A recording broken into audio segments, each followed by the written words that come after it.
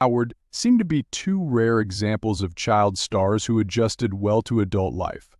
Ron is now an Oscar-winning director and the father of another major Hollywood star, while Clint is still a prolific actor. But in a book that the brothers wrote together about their early lives, they revealed that the transition wasn't always as easy as it may have seemed. Screen debut. If you were a child in the late 1970s, you may think that Ron Howard's career started on Happy Days. But he first shot to fame a whole decade earlier playing Opie in another classic sitcom, The Andy Griffith Show. But Ron actually made his screen debut at the age of just 18 months in 1956 movie Frontier Woman, An Alien Child. As for Clint, he also racked up an impressive resume in his youth. The star appeared in TV hits such as Night Gallery, The Streets of San Francisco, and perhaps most famously Star Trek. A 6-year-old Clint showed up in the Korma Beat Maneuver, an episode playing an extraterrestrial with a child's body, working together. The pair also worked together on several occasions, including on The Andy Griffith Show, and that's something they continued to do in their adult careers too. You may have spotted Clint in both Star Wars spin-off Solo and true life space disaster tale Apollo 13, both of which were helmed by brother Ron. A Hollywood memoir. And in 2017, the famous brothers once again joined forces, only this time for the page rather than the screen. As its title suggests, the boys' a memoir of Hollywood and family saw Ron and Clint reflect on their lives in the spotlight. But what had inspired them to pen a book together after all these years? Sad circumstances. Well, regrettably, the memoir was born out of sad circumstances. In 2017, the pair's dad, Rance, died 17 years after their equally beloved mother, John, and Clint told website Fatherly that the book was a way of helping him cope with his loss, honoring their parents. Clint said, "I don't do dying parents very well. I mean, I didn't freak out or anything, but I went numb, and I don't believe I really grieved properly. And when that was happening, big boy, it felt good to see my big brother ... Writing the book with Ron felt like a good way to honor our parents. Pen to paper."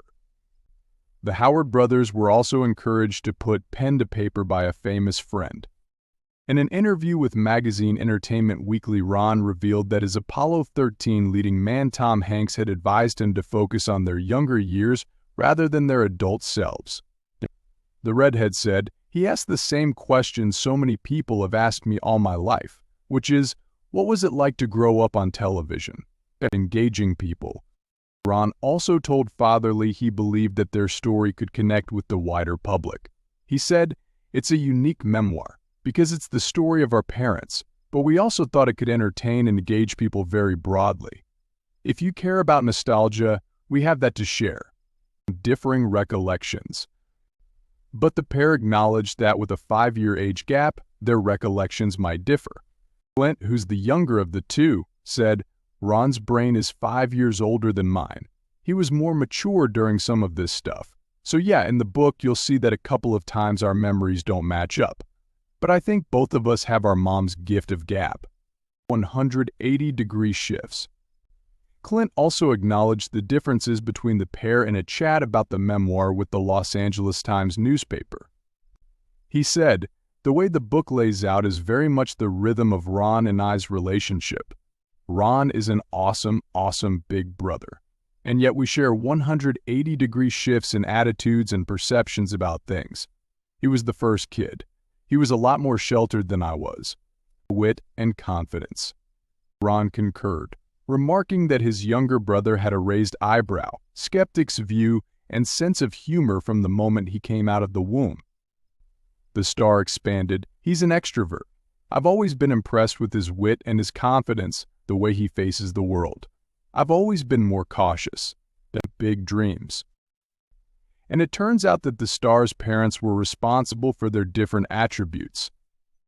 Ron explained to the Los Angeles Times, "Clint's boldness was from my mom's side of the family. She was gregarious, she was energetic, she was funny, she was fearless. Dad's side of the family was more cautious.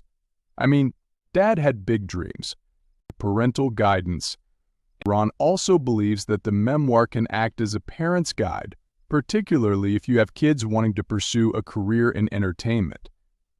He told Fatherly, "I think this book can help you and your children learn about how to excel at an elevated level. We were at a highly competitive level, and without our parents we wouldn't have made it." Protecting innocence. Clint and Ron speak fondly of their mom and dad throughout the book. Yes, although the Howard brothers faced several problems while growing up in the spotlight, few of them appeared to stem from their parents. Rance, in particular, did his best to protect his son's innocence, as the former Happy Days star recalled. Blue language. Ron said, "I vividly remember an instance where some crew members were joking around, the language was getting kind of blue, and they were sort of including me because like 10. I wasn't a toddler. But I remember Dad saying, 'Fellas, Ron is 10 years old. This is not the locker room.' He literally shut that down.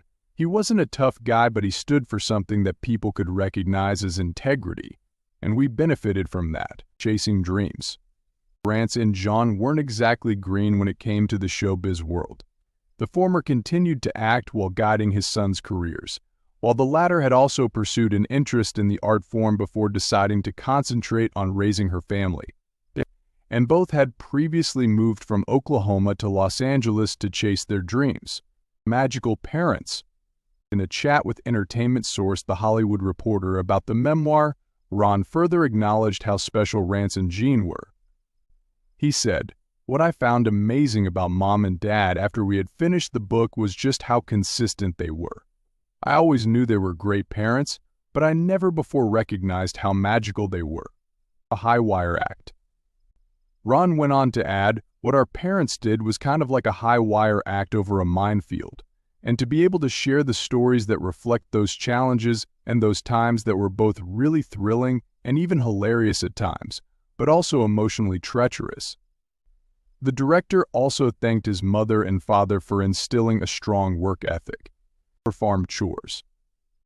A proud Ron then talked about how his father had spent his early years on a farm, taking on chores from feeding chickens and milking cows from the age of just 5. He said, "Farmers don't take vacations, so the work has to get done." That was something that was instilled in Ron and I from the get-go, and we took it into suburbia, and then we took it on a movie set. Playing softball. Much of Clint and Ron's reminiscing in the book is at the happier end of the spectrum. The former recalled Eddie Murphy professing his love for TV show Gentle Ben at a party, while the latter remembered meeting a 47-year-old bikini-clad Cloris Leachman. And they both talk fondly of playing softball alongside Henry Winkler for the Happy Days team. School bullying. So where exactly do the hardships come in? Well, for Ron, it was the school life rather than the showbiz life which impacted his life in a negative way. The star revealed in the book that he was regularly bullied during his stint on the Andy Griffith Show, particularly any time he used the restroom. Anxiety-provoking experiences. Describing the public school experience as anxiety-provoking, Ron wrote, "About a life that's supposed to be normal and finding it alienating and even a little threatening and frightening at times, and yet learning to navigate that and cope with that, and then understanding how that somehow now made me different in the world. I had to accept that." Coping with challenges. Ron told The Hollywood Reporter, "I wanted to connect, relate, understand, and enjoy the world the way my friends did. And I did learn how to do that, but there was always something that made me a little bit other. I don't think people would have thought that was a difficulty or a challenge that I was particularly coping with." Surplus to requirements. And both stars soon discovered that child stardom doesn't automatically parlay into adult stardom. The work dried up for Ron once the Andy Griffith Show wrapped up in 1968, and while Clint had been equally busy as a young boy, he suddenly found himself surplus to requirements as a teenager, set up to fail. Ron now recognizes just how challenging this particular period was. He told The Hollywood Reporter, "For us living through it at the time, it was our lives.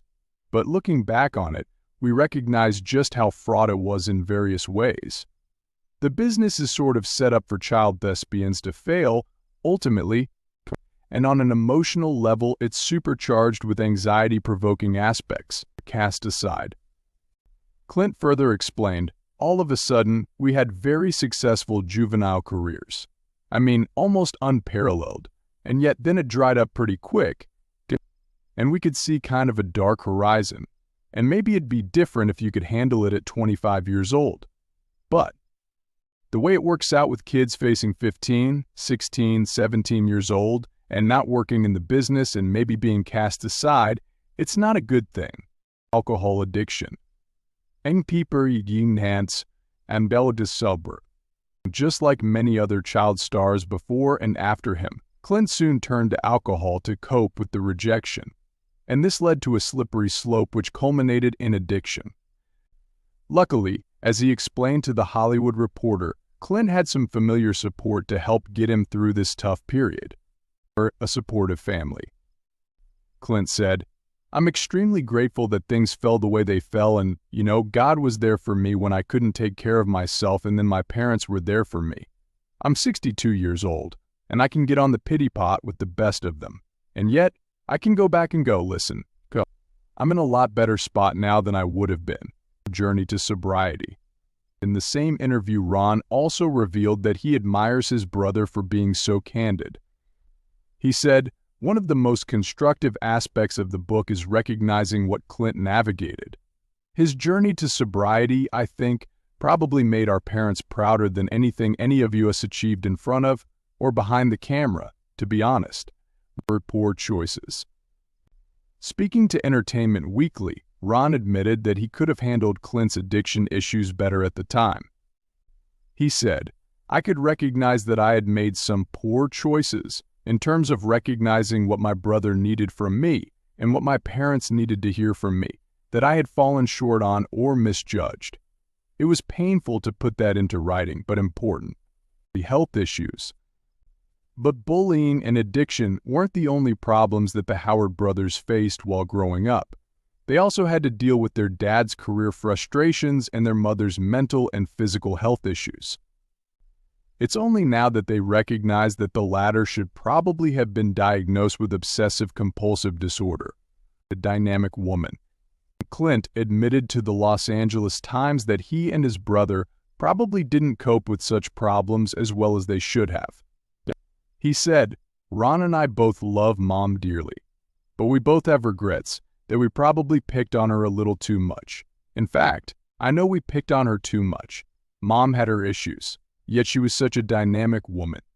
Dad would never have been Dad without Mom. A blessing in disguise. Ron also opened up in the book about the time on Happy Days when he realized he was no longer the star attraction.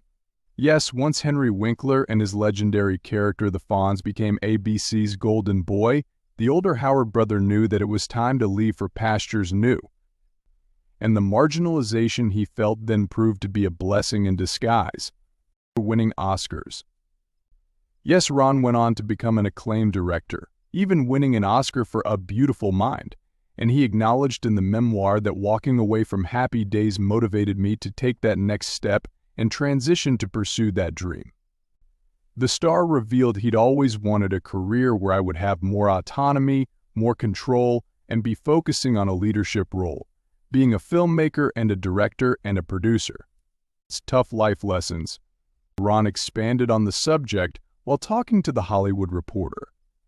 He said, I look back on that moment and decision as pivotal and a life lesson.